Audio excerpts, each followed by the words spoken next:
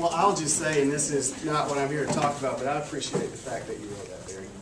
What I can tell you, and this is just off topic a little bit for me, is I have a friend of mine that I went to high school with, very successful African-American gentleman, Marine Corps veteran, corporate executive, and we didn't get his vote in the last election. And one of the reasons we didn't get his vote is for a lot of the things that Barry just talked about. And I can't tell you what the answer is right now. I certainly wish I had a list of things that we could do to solve that problem, but I know we need to start reaching out. It has to be before election time, and I appreciate Barry for at least putting us in the right direction. So, thanks, Barry. You know, it's I didn't really, honestly, just to be frank with you, think I would be up here talking to you guys about running for re-election. I think, you know, we're in a spot now that probably none of us expected, but I'm very happy to be here.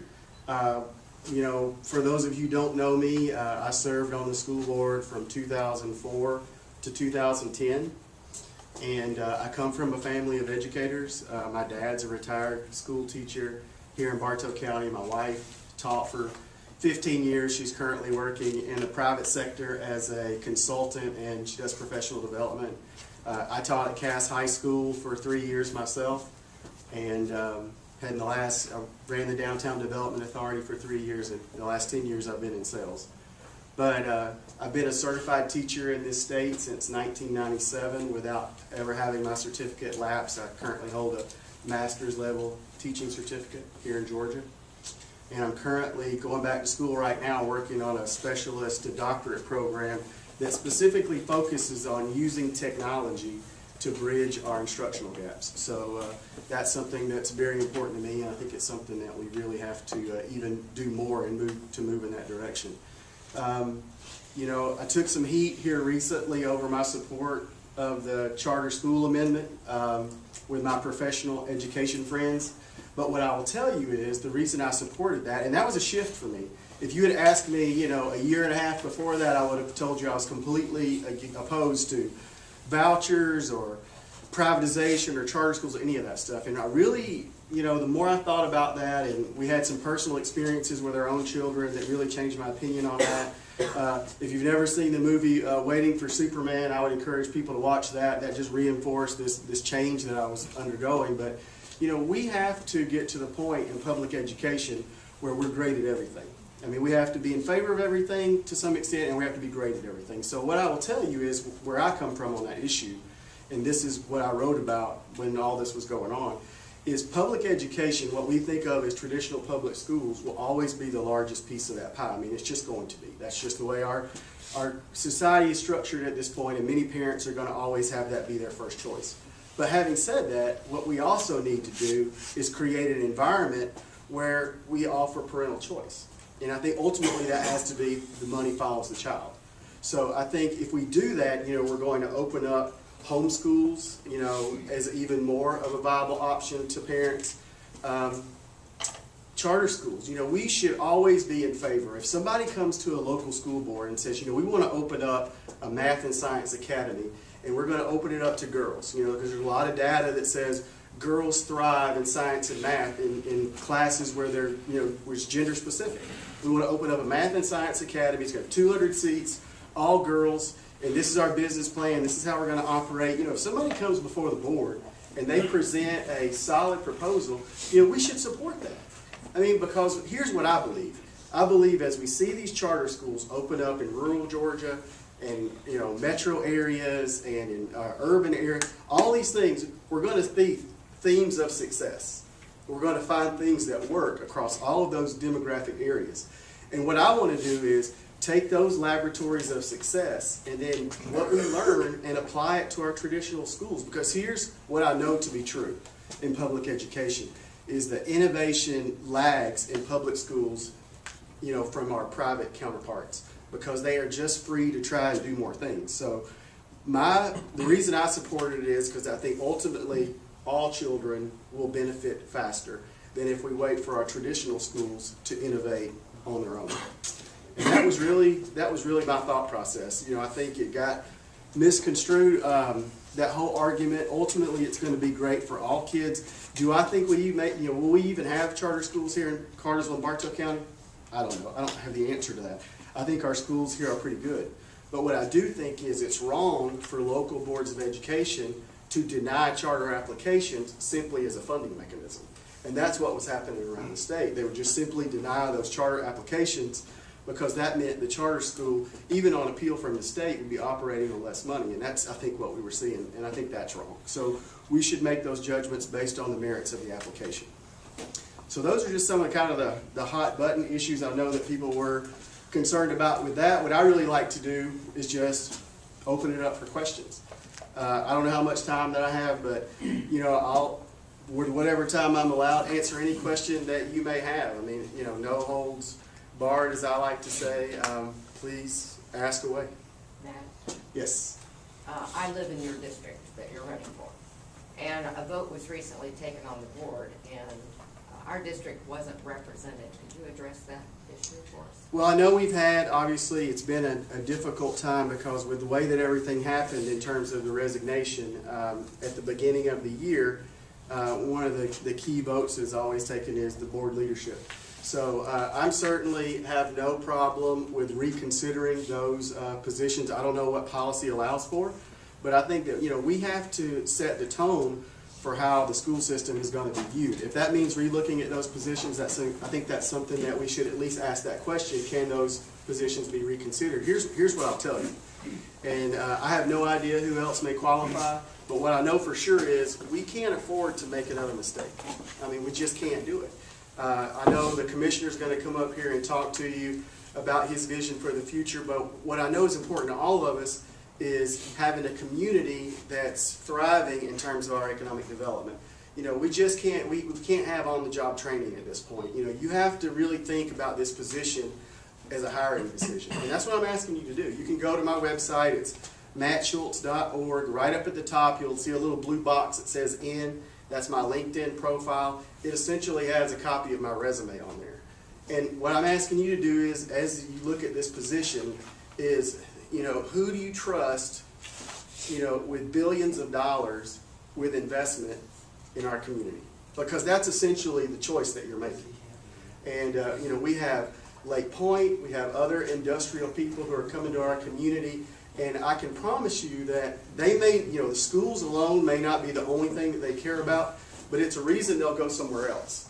And we can't afford for our school system to not be viewed in a way that's professional and respectable. And that's what I care about. Could you address your views on board transparency? That's very important to me. And honestly, it's such a simple thing. In reality, I don't know why we've gotten so off track with that. When I was on the board before, one of the things that I really fought for was having the videos of the meeting. When you have the meetings at 6, many people either can't get there or just would never come because, in some ways they're not that fun. But they're just not going to come. So we ran into a situation where, and that's just the truth. I mean, we ran into a situation where we had staff and other board members misrepresenting what took place. And honestly, I just got sick of fooling with it. So I said, let's just forget all this nonsense. Let's just video everything, and then people can make their own judgment. They can watch it. They can look at the questions we're asking. They can listen to staff presentations. And then they'll be able to make their own judgment about why we do what we do. So I think that's been successful, but we kind of stopped doing it. We need to do a better job of putting those on there in a timely fashion. We also stopped putting all the supporting documentation on the agenda. And I don't understand why we did that either. To me, when we are doing something successfully that adds to our transparency, as soon as you stop doing those things, people are going to immediately ask why.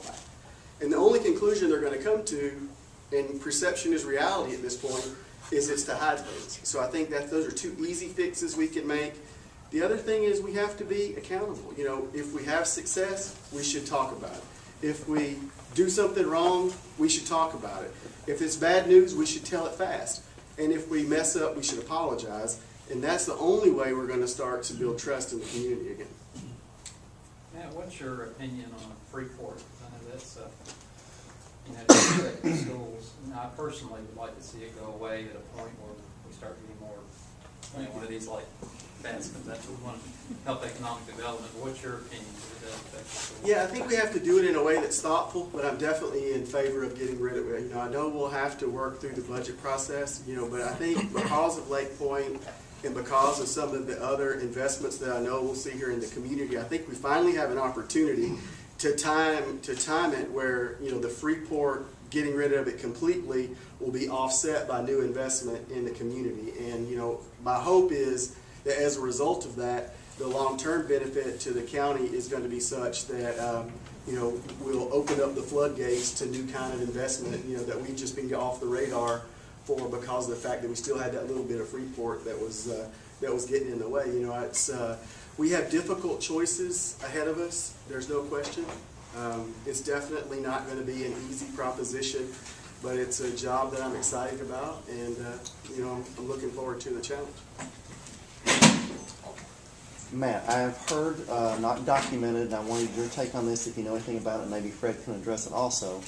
That maybe a couple months ago that Dr. Harper has made an executive decision to stop allowing Gideon Bibles to be given out in the schools. Do you know about that?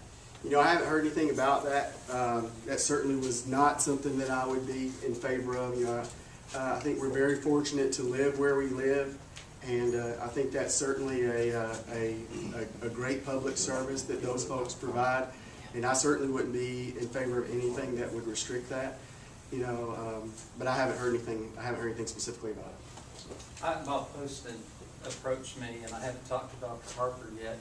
Now, this is my personal opinion. You got to remember, as a school board member, with us, it takes 3, and we're not allowed to discuss school matters or whatever when there's 3 or more of us together. But having said that, my personal opinion on issues where this is attacked, my understanding was it was over the loudspeaker, you know, come by and get yours. There was a parent that complained to a group that's from out of here and that. My personal opinion is really you keep doing it until you actually get sued or something. I don't believe all that. And it may not be the right thing as far as financially, but from a moral standpoint, I believe you keep doing it until you actually have that suit, because there are groups that, from what I heard, and you'll have to investigate, but actually will defend you in this situation. So is that something the board can bring up to force him to reinstitute, or is that just only? I need to talk with him first, because I don't even know if what I heard it secondhand, but I also heard it from the Gideon that was doing them. So, I mean, I really don't know the full issue, but my personal opinion, you know, I would wait until things actually.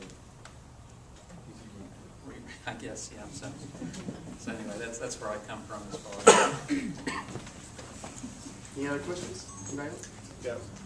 Take the last question here. Matt, you mentioned backup documentation that would go along with the agenda. I could understand that with construction of buildings and so forth, but you couldn't do much of that with personnel, or can you give an example of what? Yeah, that's exactly right. So personnel issues, you know, certainly you wouldn't be able to do that. But in the past, you know, if we were going to purchase a piece of equipment or you know, we were going to advertise for services or anything like that, you know, we would get a lot of that documentation to support what was on the agenda. So that was all open for people to take a look at. Yeah, and just to add on to that, we, as BartowPolitics.com, we do an open records request prior to the meeting in order to get that. That's the only way we can get it to put it out to the public, because it used to be online a week prior to the meeting. We're every talking time. about policy changes. If they're going to change the policy, they would publish it ahead of time. I understand. But Right. now it's just one page. Well, that's pretty much standard operating procedure, I put didn't- out documentation of that kind. But not But I anymore. didn't know what you did. I didn't know anything was going into. Yeah, just to close up, I know we have another speaker. You know, like I said, I would just, if you have questions, I'll stay after and ask any questions that you have. Please feel free. You can email me or go to the website.